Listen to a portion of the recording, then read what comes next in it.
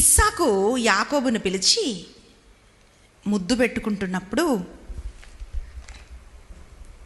యాకోబు ధరించిన ఆ వస్త్రాల వాసన చూసి ఏమంటున్నాడంటే, నా కుమారుడు వాసన ఎట్లుందంటే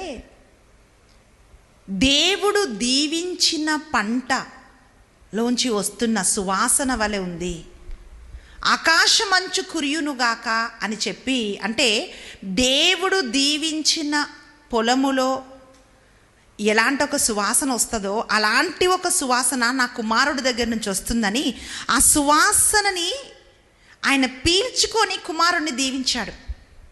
ప్రియబిడ్డ, వాక్యం ఏమంటుంది అంటే, యేసుప్రభు అంటే క్రీస్తు సువాసన అని మనం అంటున్నాం.